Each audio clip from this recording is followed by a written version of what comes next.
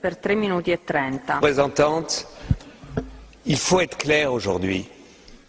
Pour beaucoup de Palestiniens, et je reviens de Ramallah et des universités palestiniennes, deux solutions n'est plus à l'ordre du jour. Les Israéliens n'en veulent pas, ne nous mentons pas. Israël rend de plus impossible la solution de deux États. Nous défendons avec raison deux États. Mais il faut mesurer la frustration palestinienne. Et ce que je ne comprends pas, nous soutenons, comme les socialistes, l'initiative du président Abbas à l'ONU.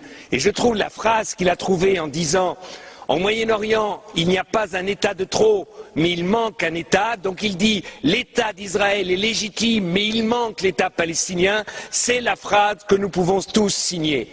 Seulement, ce que je ne comprends pas, Madame la Haute Représentante, c'est que vous arrivez ici à dire « Nous regrettons que l'Israël ait décidé aujourd'hui la construction de 1100. » Au moins, condamnez-le et ne le regrettez pas. Dites que c'est impossible. Soyez clairs. Et deuxièmement, même si nous sommes pour la reconnaissance de l'État d'Israël, de l'État palestinien tout de suite, au moins dites aux Israéliens, dites-leur, s'ils continuent les constructions, eh bien vous pousserez les États européens à tout de suite accepter la reconnaissance de l'État palestinien. Faites-leur le même chantage qu'ils font avec vous, parce qu'avec vous ils disent on va négocier et en même temps ils continuent à occuper.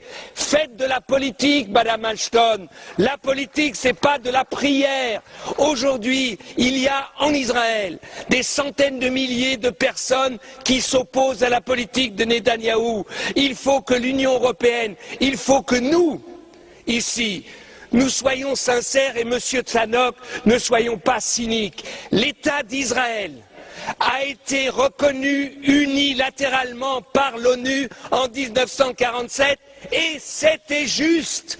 C'était juste. Il n'y a pas eu de négociation avec les pays arabes et c'était juste. Et quand Monsieur Tannock, vous nous dites qu'Israël soutient les Palestiniens avec de l'eau, Israël vole l'eau des Palestiniens et leur revend. C'est ça que vous appelez soutenir? Enfin, il faut arrêter un peu avec notre cynisme européen.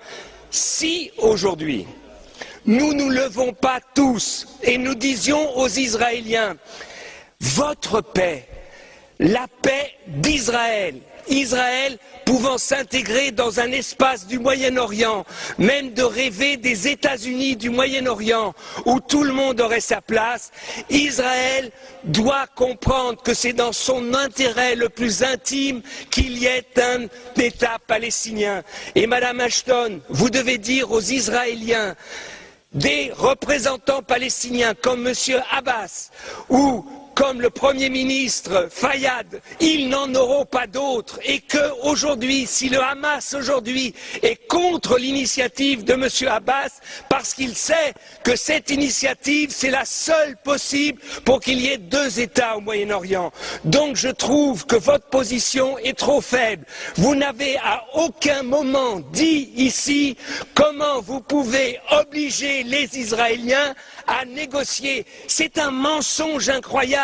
Ils disent on va négocier sans conditions parce que sur le terrain, on est en train de changer les conditions. On est en train de continuer l'occupation. Donc dites aux Israéliens où ils arrêtent tout de suite les colonies, la colonisation et la construction, où l'Union européenne soutiendra tout de suite la reconnaissance de l'État palestinien maintenant dans la 66e réunion des États de l'ONU.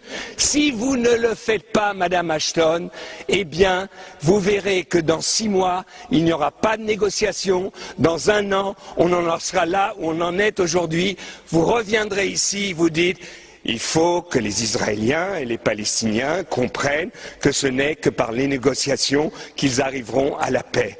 Ils arriveront à la paix, Madame Ashton, si nous disons aux Israéliens, des fois, et pour défendre l'État d'Israël, too much is too much, enough is enough. Si on leur parle comme ça, vous verrez que les choses changeront. Merci.